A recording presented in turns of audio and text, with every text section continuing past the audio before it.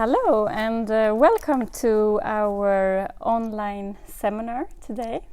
This seminar, the title of the seminar is The Future is Female Farming, and this is a seminar in collaboration with ABF Stockholm and Afrikagrupperna. And my name is Cecilia and I work for Afrikagrupperna, and with me today I have Gloria, who also works for Afrikagrupperna. Yes. You are our expert on seed, land and food. Mm-hmm. Could you just share a little bit about your background and why you're passionate about this? Yeah. So as Cecilia said, I'm the policy advisor for food, land and seeds rights. And I've been working in this field for the past 8 years. And it has become a passion because basically I realized that at some point that the inequality is really high within the society and like the way we know around the globe.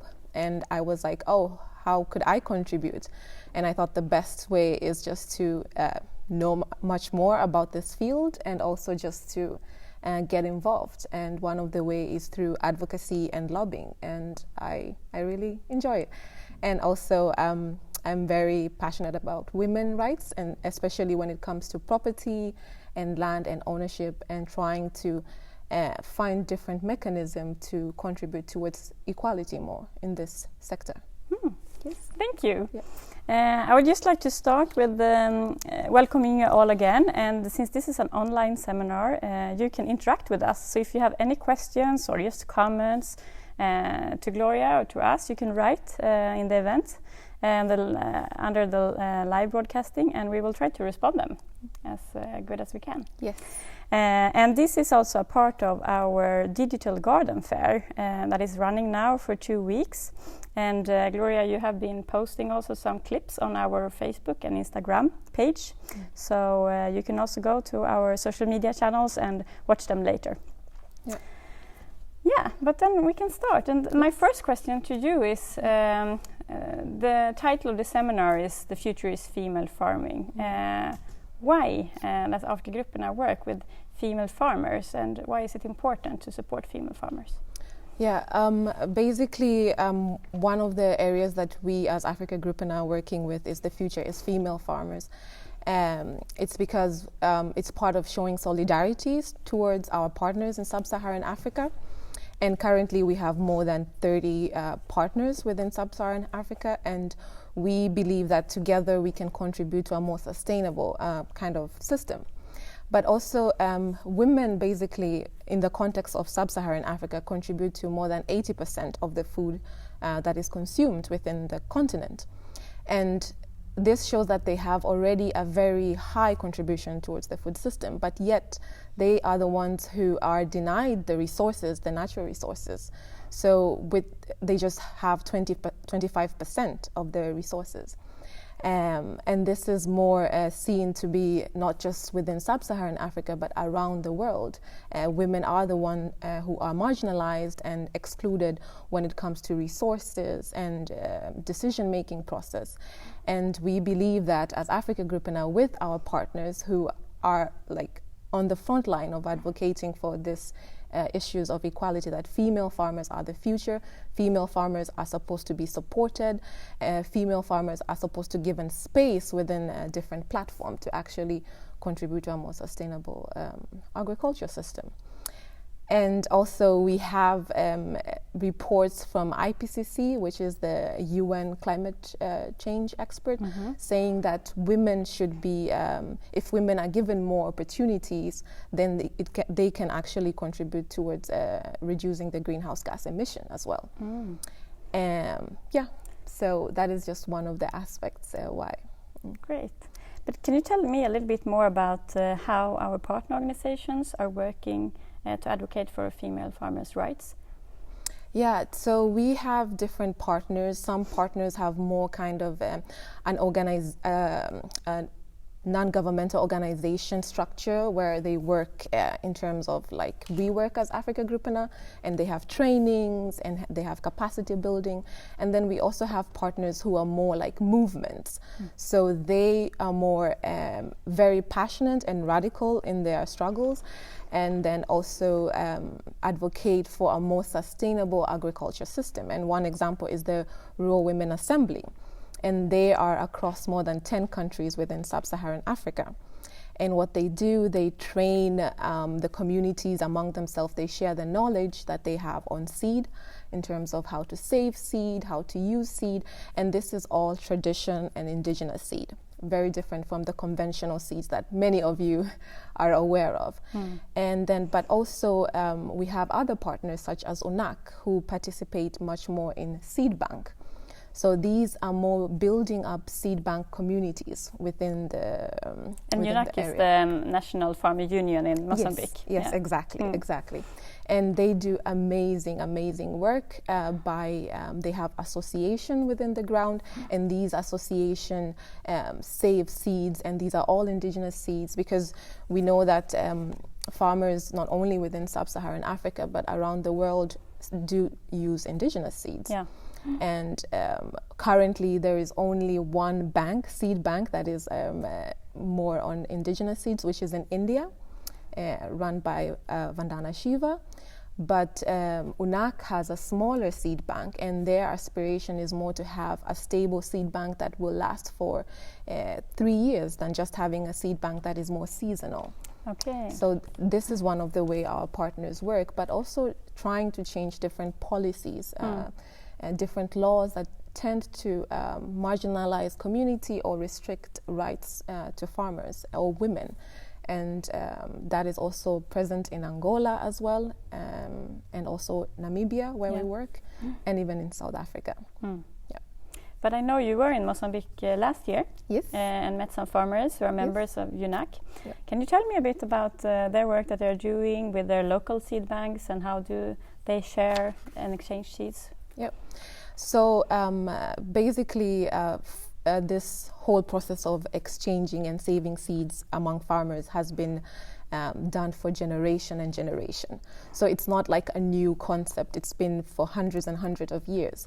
But what now that the farmers in Mozambique do, they have organized themselves. Like instead of just saving seed in one community, they want to save seed like a bigger community. So having one common station where they could all go. So if you have seed of maize, if you have seed of potatoes, if you have seed of cassava, having one facility that will actually save that. And UNAC, the partners, do that. And what I have learned that it's really good with such a kind of a system, it's because the community shows solidarity among themselves, but also they are very much aware of what kind of food system supports their livelihood. Yeah. And they share that knowledge, and that includes on how to use fertilizers, which are more organic, but also how to minimize or eradicate the use of pesticides that are harmful for the environment, but also for themselves. And with these association is also trying to have a common ground towards the market, which we know the market system is more controlled by multinational corporation, and it's more monopoly, more monogeneous. So we have more diversity in this, and that's what I saw. Yeah, because now today 3 companies are controlling more than 63% of the seeds in the world. Yeah. How does that affect farmers? Yeah, it's quite shocking when you read the statistics on how the agricultural input is really monopolized. And it's really shocking because then when you have 3 companies that are controlling about 60% of the agriculture inputs, it means that you have an agriculture system that is stirred towards the benefit of these companies. And one might argue, no, but people get jobs and stuff like that. But if you look at the bigger picture, you would see that it's also taking away the diversity within the community and taking away the market. And also you have more control of the policies are directed towards benefiting these 3 companies. And if you're really interested in like reading more about this, you could read it in our report. Yeah, I have the reports here actually. Yes. So we have 2 reports. Do you want to just give a short brief on the reports? Oh yeah, sure. Yeah. So we have this as part of our seed campaign, Yeah. Africa Gruppena, and we work really close with our partners in this. And then this is the first report that shows more this control, multinational control in the food system, and what you said about The seeds the 63% and how it impacts farmers, because it tends to be more monogeneous. Yeah. And if you look at the history, what happened to India, there was a lot of suicide because of the debt that is that farmers got. And also, it also explains the different policy, the land policy that are pushed towards giving this large corporations the land. But in the process, there's a lot of land grabbing that happens. So you have communities that are marginalized and are pushed out. But also it shows, with this report, it shows what partners are doing in combating this. So just to take in mind that people are not just staying and waiting. No, exactly. Organizing themselves. Yes, exactly. They're organizing, they're doing different movements and very critical movement. But it also shows that we have lost a lot of seeds the last 100 years. Yes. And I mean, how does that affect the biodynamic? Yeah, it definitely affects our biodiversity, because then we have a very we concentrate on a very small food system with very few seeds, and then still every day it's still vanishing and demising. And what is also interesting, as you in Sweden now, there is a discussion about the biodiversity and how to save the biodiversity. And I think what is really important that here in Sweden we shouldn't forget the part of the seeds. When we think of biodiversity, it shouldn't be just about animals, but it should also include our food system and how to actually make sure that we protect the few percent that we are left with. And we have also worked together with SESAM, which is a Swedish organization trying to share and exchange natural seeds. Yes, I was really impressed with the work they do, and then it's also really interesting to see that the community wants to engage. People want to engage, and they want to know how to do it. And you could start by being the custodian of the seed or the savior of the seed, and saving the local seed and buying locally to support local markets, so that small-scale farmers, even within Sweden, can continue to contribute towards the food system. And they have a really interesting network and trying to save the seeds. And a lot of people and members who are very engaged. So that's just a tip to everyone who's interested in kitchen gardening, or having maybe a small plot somewhere, that they can also become members of SESAM. Definitely. And then we have this report as well. Would you like to just summarize this report?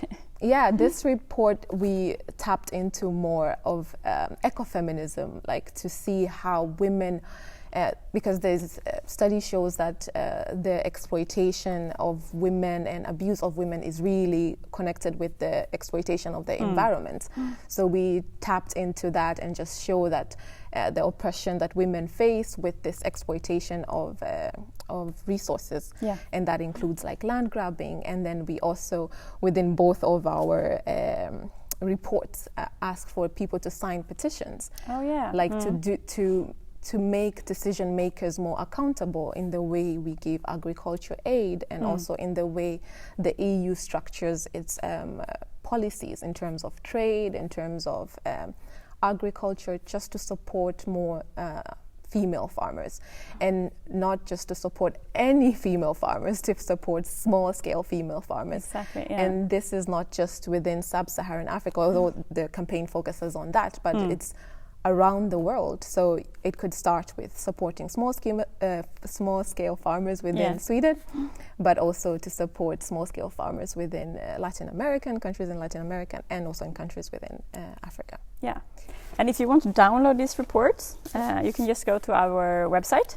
And if you want to know more about the campaign that you talked about, we also have fröaktionen.se, where you can read more about the campaign. I think we can put some comments here in the live broadcasting also, so you can just click and go there and download the report, or if you want a hard copy, just send us an email and we will gladly send it to you. Yes. Yeah.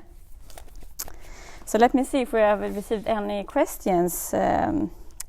Not yet, but if you have any questions, just feel free to ask them, or any comments to Gloria. So, one of the areas that you have talked about in the previous clips that have been posted on our Facebook and Instagram is food sovereignty. Yeah. Can you tell us a bit more about what is food sovereignty and what is the link to seed rights also?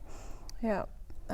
Food sovereignty, first of all, it's a term which was coined by the La Via Campesina in 1996. And La Via Campesina, can you, for the ones who doesn't know about La Via Campesina, can you share? Yeah, it's a landless movement of peasants or small-scale farmers around, small-scale producers around the world, and even Sweden is part of the La Via Campesina movement. And if you would like to learn more, please Google it a little bit. Google them, yeah. They have a lot of good newsletters and global movements. You can learn a lot. Yeah, so this is a very big movement that began with the landless movement. Yeah. And La Via Campesina, one of the things that they have been advocating, or they saw there was a really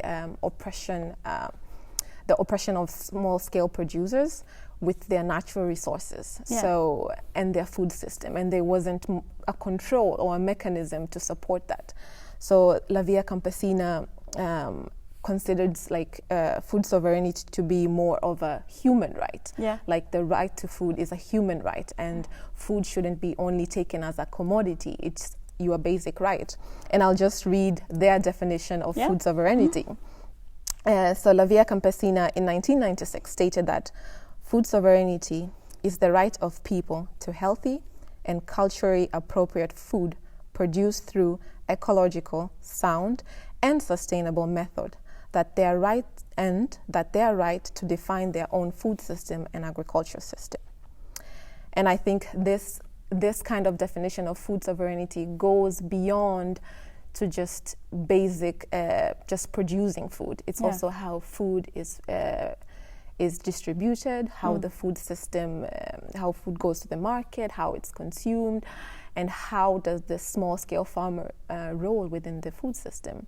And they insist on culturally appropriate food to mean more of supporting the food within the community. So as we know that in different places people consume differently. And it's more supporting that small-scale kind of small-scale food system within the community.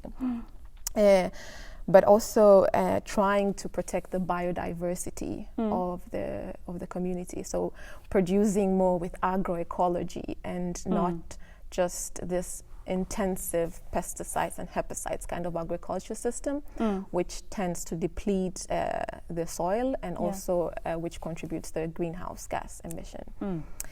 But what do you see as the main threats against food sovereignty now for small-scale farmers? I think the threats are huge, where to begin. So what's the top three? I would say the top three would be first, denying that intensive agriculture contributes to greenhouse gas emission, and that we have to change the food system. I think that is in the past it was a lot of discussion about it, but now the IPCC came out with this amazing report that shows that our agriculture system that we have been doing since the 2008 has contributed a lot to the greenhouse gas emission. And I think that is one of the threats, we have to change the way we produce food. And change is also a process that is not easy. And food sovereignty is giving a solution that we could do agroecology, we could have more diversity.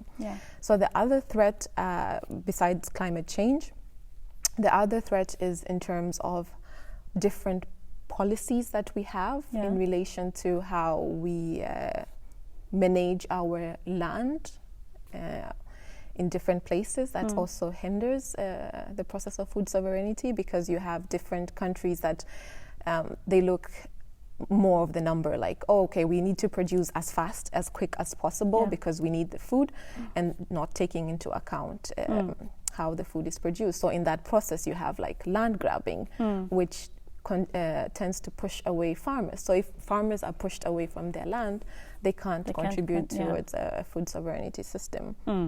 But we also have the threats of the push towards GMO and hybrid seeds. And this is a very controversial and very big discussion that sometimes you have a lot of colliding of ideas between scientists and activists. But the issue is mostly to farmers' perspective. When we discuss with our partners, what they say is more that they would want that control of deciding themselves what kind of food system is best for them. They wouldn't want to be pushed towards a solution, but they would want to work together with like scientists and researchers to find what works best and what works best in their context. In the context, exactly. Like what would work best in Sweden is very different from what will work in Mozambique. And even Mozambique is very different from South Africa because you have different regulation, different dynamic, different way of producing food. And I think that is also a threat. But now when you're talking about seed rights, in some countries it has been also discussed that it will be criminalized to use indigenous seeds. What will happen then if it will be legal to use your seeds that have used for generations? So with this what you are saying, it's more a seed harmonization process that is happening within sub-Saharan Africa, but not only sub-Saharan Africa, but because we work so much on sub-Saharan Africa, so everything is referred to that. But around the globe, is that because of different climate change issues, because of the economic structure, like from 2008 and the economic crisis, there was a lot of push on producing food. And in this process of producing food, there has been a push of also changing how we produce foods, because you have the multinational corporation who owns 63% of the inputs. And when they want to supply these kind of seeds, which are mostly GMO seeds, in which other countries haven't accepted to use yet, there's a push of changing the laws and regulations. So what happened within a good example is South Africa, and there is now a new seed law, a seed and plant breeders law that has been passed, and a lot of organizations within the region have been very critical about it, because they are not opposing the seed law, but they are opposing what is inside the seed law, and identifying that it is not putting space for indigenous seeds, but it's more putting space for GMO and hybrid seeds. So that means that it would be illegal for you to sell your indigenous seed in the future to the market, because then you have to follow the regulation and the laws. So once it's illegal, it means it will go to extinct and you will be pushed forwards. So this is one of the process. And also then you will be totally dependent on the hybrid and GMO seeds. Yes, exactly. So it means you have to change your food system, and you have to be dependent on buying. So that creates dependency. You can't save again your own seed. You always have to purchase as long as you want to sell it in the local market. And can you tell for the viewers here who maybe are not so familiar with seeds, can you tell me the difference between GMO, hybrids and indigenous seeds? Yes, so I wouldn't go very technical on it, but just like for the farmers, I mean, how will that affect their daily life as farmers to use a hybrid seed or indigenous seed or so the hybrid seeds and GMO seeds are more patent seeds. So they have patents, they have intellectual property for using them. And indigenous seeds are more seeds that have been saved within the communities for generations, and they do not have individual ownership, but they have more like community. So you could breed them, you could save them, you could distribute them without thinking without being accountable to a specific corporation. And hybrid seeds and GMOs are more regulated by specific patterns and regulations. And the difference is that you have one kind of seeds which is very close to the society, and also it's part of the culture and part of the identity of the community. And once that is taken away, also it takes away the food system of the farmers as well.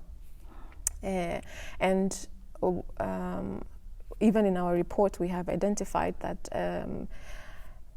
the indigenous seeds are highly used in within sub-Saharan Africa. There's still a high percentage of farmers that use indigenous seeds. And of course, there's farmers who use hybrids.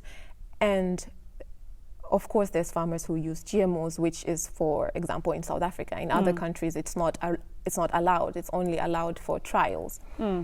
And you have this, like, these farmers, they tend to be pushed towards using more of the more conventional kind of seeds, with the argument like, oh, it's good for climate, like in terms of drought, like it will help drought. But then they miss out how the use of pesticides and fertilizers, artificial fertilizers, depletes the land. They miss out how it makes a lot of debts for farmers, and also not taking account towards the indigenous knowledge of seeds and seeing it more backwards. Yeah. So just in that kind of thank aspect, you. Yes. I think maybe we have a question here. Let me see. Here. So it came a question here relating to that the population of the world is increasing every day. Yeah. What kind of food system should be there to be able to feed everyone in the future, if we look like 30 years ahead? Yeah, I think that's a very good question. Yeah. And one of the things that has been pushing towards a non-agroecology or conventional agriculture is the question of population. And that has been the argument of many of multinational companies, that, oh, the population is increasing. Yeah. The best way, we have to maximize and produce and produce. What I would say, like, in a context, what would actually feed the world is to take from 2008, when we started intensively producing food, to now. The number of people who are hungry or malnutrition has basically increased. So the issue is not feeding the population, but the issue is more about how the food system is structured and how food is distributed and who gets the food and what kind of food feeds what. So you say it's more a complex situation than to say it's about if we use the GMO seeds or the indigenous seeds, or if you have access to land. Everything is connected. Or? Yes, and then I would get back to what would feed the world. Yeah. I think definitely small-scale farmers are feeding the world now. Yeah. And study shows, like, the food that is consumed with majority of the people comes from small-scale farmers. And that can also be seen now with the crisis that we are facing with the coronavirus crisis. When you when you have this, we're in a very difficult situation right now. And then you have farmers are not able to produce the food the same way. Small-scale farmers around the world are not able to move the same way. And you could see already the kind of the food production going down. Yeah. So I think that what would feed the world in this intensive population is small-scale farmer in a more agroecology process. But they have to be supported in this kind of food system, supported by giving the resources, such as land, support by making it easier for them to be part in the market system as well. And also to have a more diversity in our food system. I think if we look in our markets, we could see how much we lack diversity, or how much research is concentrated on specific, very few crops. And I think the FAO also did a report on that kind of food system. Like, we are consuming a very small amount of. We are using a very small amount. And of as seeds. we said earlier, that we have lost thousands and 100,000s of seeds. Yes, exactly. So I believe that with this population, if small-scale farmers are supported, given the land, given the opportunity, policies protecting them in case of bankruptcy or etc., providing the resources, and that means that with all the other issues like social services and are very connected. But we also had a question here, or a comment maybe, about GMO, that is it possible then to feed the world and like ban GMO, or should it be like allowed still, or what is your view on that? I think it's really interesting whenever one discusses about GMOs, because people want you to pick a side. Like, you should be pro GMO or no GMO. So, and I for me, for me on a personal level, I would say that any kind of food system that continues to oppress small-scale farmers, continue to dispose and push away small-scale farmers from their resources, is only contributing to more poverty. Because then the small-scale, that's my view, because then the small-scale farmers, majority of them cannot provide for themselves. So what you are talking about is more the freedom to use what you would like to use, and access to land and access to and resources. So in a sub-Saharan context, from a partner's perspective, and also what I have seen, is that there has been a lot of push in using GMO and being like, okay, this is the solution, take it, use it, it's going to feed you, without looking at the solution that farmers already have themselves and supporting that. And also within Sweden, we say no to GMOs. Why is that? Why? Why is that?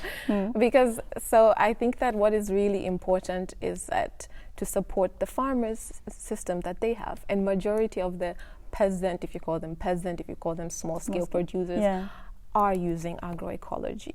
And if they are shifting from that, it's because they don't have any support mechanism. So you do it to survive and not to actually be sustainable. And we also, if you go through some of our reports, you could also read that there's been testimonies on how the push of GMOs, specifically to South Africa, has been contributing towards farmers' debt within the community, and also dependency. And I still like to use the example of the Green Revolution process of India, and how that has affected and led to a lot of debt to show. Maybe you can just elaborate on that a bit for the ones who are not familiar with the Green Revolution. So the Green Revolution began in the US, but this has been more of a push towards a more industrial kind of food production, producing, which is intensive, and that is more the push of GMOs, and like to have a modernization of food production. And that is also very... and what happened in India then? Exactly. Yes. So what happened in India, that with the Green Revolution, there had been a lot of push towards GMO seeds, and a lot of farmers got these seeds to use, but then they had to buy and then had to produce, and then had to buy and had to grow them. But then it also required intensive use of pesticides and herbicides, and that farmers couldn't afford, because farmers were used to their own indigenous seeds that they produce, that goes with the season, like if it's raining, and you could tell. And also you don't have to always go and buy, you could save your own seeds, you don't have to think about the patents and the intellectual property. So in this process, it didn't produce as much as what was told in the long term. So a lot of farmers got into debts, and they couldn't pay debts, and which some of them committed suicide in the process of distress as well. And also during the process, then a lot of indigenous seeds, for instance, rice seeds, disappeared. Exactly. A lot of them disappeared, and because if you don't grow them, then you don't have them for the next season as well.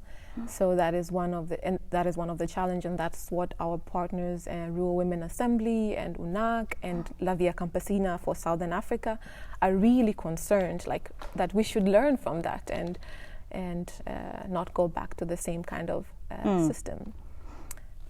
Yeah. We just got a question here also about GMO. But which are the ones that are like using GMO mostly, or like pushing for it, or like if you look at the large-scale farmers, for instance, are they using GMO more than small-scale farmers, or how does it look like? Or definitely. If you look at different parts of the world, can you see any? I would say more. I can comment much more in terms of sub-Saharan Africa. And most of the companies that are using GMOs are large-scale farmers that want to produce a food within the area, and then also some of them sell within the community and some export. But of course, good examples of the push of GMOs is also within the US. On how much food is produced, and that could be argued very differently. But for small-scale farmers, they are been given as a solution, like been told like this is the way you should produce food. You have this. It's more like they're told, okay, you have this seed. It's gonna get you this amount of food, crops. Sorry, this amount of crops, and then. But then you have to use this pesticide. So buy the seeds from us, meaning the company, buy the seeds from us, but also come back and buy the pesticides. And then the next season, do it again and again without supporting. And then maybe you don't have enough money to pay for it, and then you will take a loan. And then when you don't, when the harvest is low. Yes, but also with the soil with the soil, with the soil fertilizers, and also how it contributes that they can't use the land the same way. And also they have to engage in a more monogeneous kind of agriculture system. So they have to plant one crop, and small-scale farmers want to plant different crops for the diversity of the land, but also for utilization of the whole plot. So they would have beans, maize, and different crops. And one can see maybe, oh, that's not sustainable. But no, it is, because you have food for yourself, and then you also have food to bring towards the market. And that also contributes towards the nutrition of the community. And do you see that, the increase of cash crops that takes over, like that the small-scale farmers can't really, grow for themselves, for instance, or for the community, because they are growing cash crops instead? Or I think it's more that you would tend to follow where the income and the livelihood would go. So if you want to produce enough to consume within the community, but then the agriculture system that is heavily funded and heavily supported is more not the one you consume, so you would tend to go to that direction to survive. So, and food shouldn't be a question of just survival. It should be also a question of ownership, a question of identity, a question of sustainability. And that's where making food as a commodity becomes a problem. So we just look like, are we producing enough, and not caring how and who is exploited in the process. And also the challenges maybe with the food chain system also, to the market, to access the market, to be able to sell your harvest and reach out. Exactly. Reach out, and what kind of food do you produce, and also the regulations within the food system in general, the EU regulations that are binding other countries that are not part of the EU, and that also has an effect in the food system. Now we have another question here. Is it a GMO question? Yes. Do you think that companies that produce GMO seeds are lobbying for identical laws in the other countries? Definitely yes. That without a doubt is a yes, because when you when you like the Green Revolution within Africa, the organization AGRA, it is funded by multinational corporations and also by the Bill Gates Foundation, and it supports accessing seeds from these multinational corporations. So they definitely lobby to change policies in terms of for countries that are saying no to GMO, to being like, okay, say yes, like it's going to help you. So it's more like, oh, it's going to help you, you're going to produce a lot. But then some of the countries are saying no because they want to support their local food system, which is more based on an agroecology, more indigenous. Can you give any examples of the countries who are supporting their local system? I would say our partners in Mozambique, in Tanzania. Oh, you meant more the partners, not the governments? No. Yeah. I meant more the partners, and the government as well. In some countries. Yeah, exactly. And the government as well, because the process of them saying no, it means that they are supporting the food system. But it doesn't mean that there's not heavy lobbying into changing that. No. So even in Mozambique, there's, of course, like when I say that the government are supporting, it's also with the push of different civil society. Whenever these issues raise, they are the ones who questions it first and foremost. So and we also got a question here. If you can, you gave South Africa as an example when it comes to the seed laws. Can you give any other examples? How does it look in the other countries in Southern Africa? Is it like the same development or is it different?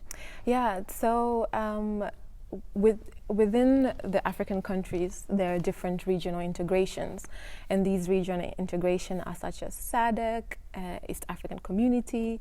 And these are, I would say it's relatable to EU, but in a more smaller scale because you have fewer countries in specific region.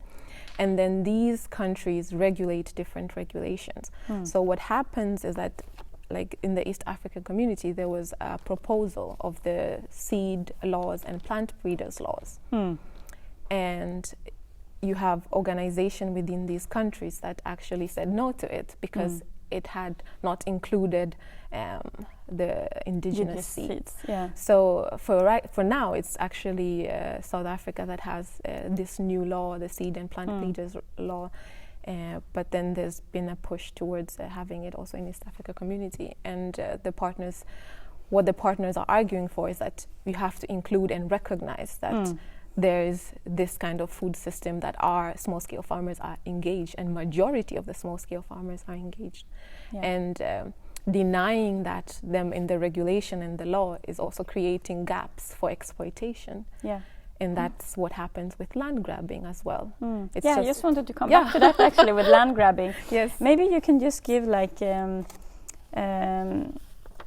just to share a little bit about how it how is the situation in Southern Africa, because there are different land laws in different countries, and the access to land also, in some countries it's quite easy to access land, and in other countries it's really difficult to have access to land. Can you just give a brief on the differences and how it is for small-scale farmers? I think that you mean to access land for cultivating as a farmer. If you want to use land, for instance, in South Africa, it's really difficult. But in Zambia, it's easier to get land because there's a lot of available land. But if you look at Mozambique, for instance, it's also a lot of farmers are being pushed away from the land, even if they have the right to use the land. But then companies are coming and trying to convince the government to give them access. So if you just can elaborate a bit about that. With the issue is that in every the countries within sub-Saharan Africa, they all have very different land laws and land regulations. So I will compare a little bit to Sweden just to get like an overview. So when you have this law that says like you as a person have a right to your plot of land or your apartment, let's say for majority who have apartments, it means that you have a more statutory law. So it's more like this the structured old-fashioned law, I would say, one way. And then there's also this other kind of right that is more customary. Yeah. So according to customs and tradition, that you have it in generation. Yeah. So this where comes the indigenous rights. It's more under the customary law. So within sub-Saharan Africa, you have these two laws that are working in the same way, that you have a more statutory law, and then you also have more customary laws where farmers and the community owns land. And in every country is different because of history and because of the different dynamics. So South Africa is very different because of their history, and the same from Angola. And what happens is that in this regulating of laws, you have the issues of economy that comes into play. Yeah. And when we had the economic crisis in 2008, there was a lot of stress and push towards producing food as quick as possible. Yeah. And one of the way was seen like, oh, there's land within Latin America, in countries within Latin America and in countries within Africa. So there was like intensive push of like, oh, let's produce this food, let's produce biofuel, let's intensify. But in this process, there was a lot of skipping the rules and regulations within the countries and looking for loopholes, like spaces where you could just easily access the land. Yes, access the land, but also where you could use manipulations in terms of like when you go to a community and say, example, I have 100,000 hectares. I'm going to produce food, but then I'm going to employ within the community, and it's never the case. So there's a lot of corruption within this process. Yeah. And it's not just corruption in terms of monetary value, but also corruption in terms of an agreement. Like when you have these agreements between states and states, that also can create a lot of issues when it comes to property. So what happens is that when you have, and also this idea of when one visits an area and see that it's not used, assuming that it's unused land. Oh, yeah. But that's not the case. No. Most of the time what happens is that the community themselves have a plan for that land. So what some communities tend to do more shifting kind of cultivation. So this year's they would plant in this place, and the next year they would plant the next to keep the soil fertility. But then those are seen are not used. Yeah. And then also because of economical prospects, like countries wants to develop, and if they see this kind of investment coming in, they would definitely say yes to it. Yeah. But then it's the same land that farmers depend on. So farmers are pushed because that's the land that is fertile. They've used for generations. Yes. But maybe you can give. I was thinking about a case we've been working together with some of our partner organizations in Mozambique for many years. It's the green resources case. Can you maybe just, because it's a good example on what can happen with the community and the farmers using the land for generations, and then a big company comes in. Yeah. So the green resources case, it's a case in Mozambique, but it's not only in Mozambique, it's also in Uganda and in Tanzania. And Sweden is part of it. The energy company in Sweden. And what happens is that a huge sum of land was taken from the community so that to give way towards the investment and also the plantation of the trees which are not indigenous within the community. And in this process, farmers were pushed out in huge amount. I do not have the numbers specifically, but if you want the specific numbers of people, you could check from our report, but also in the blog. It's also on the website, Yes, on the website. So in this process, there was a lot of dispossession and displacement of farmers into one that there was a group that didn't have land anymore, and also there was another group that were pushed towards unproductive, unfertile land to use. And this has been a lot of lobbying from Africa Group and partners within Mozambique to hold accountable the Swedish part of in this process.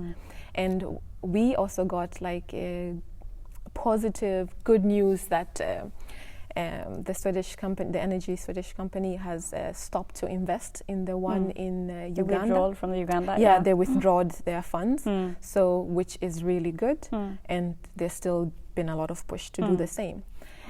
I also think it's good to mention that, like when they came in to Mozambique, for instance, then to compensate, they were negotiating with the local community, and then they agreed on like compensation, which was really like just surviving for the day. Maybe a lot of rice or a lot of food that will last for a few months, but after that, nothing. Yes, exactly. That's one of the basic loopholes that companies tend to use when they want to use the land. Is like the compensation, the question of compensation, the question of employment, and the compensation is employment also is very important. Saying that they would employ the community, and that's what happened to the green resources, and in the end people were never employed from the farm. They employed them for maybe a few months, and then like they seasonal. Will lose seasonal jobs. Yeah, exactly. And with the compensation is that the compensation is never equivalent to the land value, equivalent to the economical value, and also there has been also a lot of advocacy on having a binding treaty that holds these companies accountable, that what they would do within their own countries, like for example in Sweden, should be the same what they would do when they invest within Mozambique whenever it comes to these issues. And if they violate human rights or dispose people, they should be held accountable.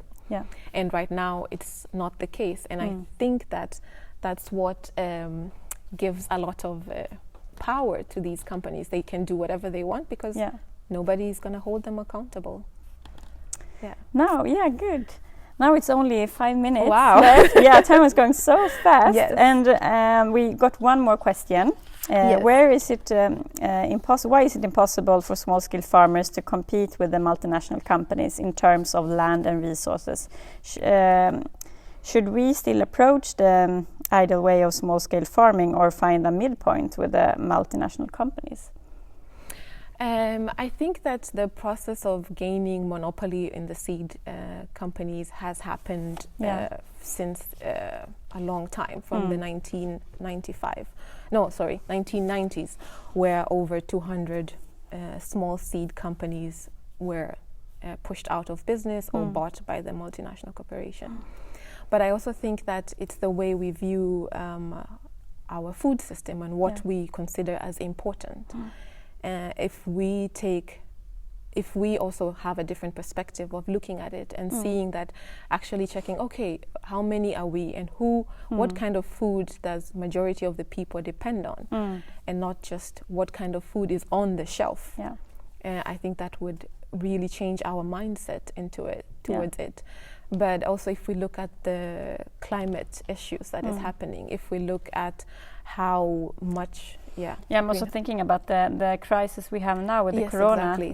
It's also closing the markets, the access to market, and also the lockdowns in South Africa that we see. People can't move around, and they don't have access to water or sanitation. And then the lockdown, like the close to markets, is close to small scale markets. Because you have supermarkets within in places where you have also small scale farmers. You have the big supermarkets. They are open. But the markets are not open. They are more not given the process of how to actually still continue with their business in these times. So it shows already that there is an inequality of resources, and also like we prioritize towards more supporting multinational corporation than small-scale farmers. And I think the effects will be like severe now for farmers. Exactly. In Southern Africa. Yes, not only in South Africa. I think the world. It's the same within Europe as well. But maybe before we are ending this seminar, I'm just thinking like on like a positive note. What can you do? I mean, what can the viewers do now when people are sitting home? How can you learn more or try to advocate for small-scale female farmers' rights? And I mean, do you see a positive change also from the partners' work? I think it's really positive that you're joining us today in this discussion. That's already a positive thing, and I think it's like what people from home on an individual level can do is like you could read more about the food system and the structure, and one way is through Africa Grupperna, but also we have a network for Makten over Maten, which we collaborate with different organizations, and then also, I would say being part of the campaign. Become a member of Africa Grupperna. Yes, you can join definitely. a local group also. Definitely. We have local groups around Sweden. Yes. And it's perfect because this is complex issues. It takes time to understand also how everything is relating. So it's a good time to learn more. Yes, and then also I would suggest to be more aware of the different laws and policies that are passed within the parliaments, in our governments and in our commune, to just be aware how does that contribute to our food system, and support local farmers around the world. Even in Sweden. Yes, there's a lot. But thank you so much. All of you you have been watching us today, and if you want to know more, please visit our website. Yes. Yeah. Thank you. Thank you.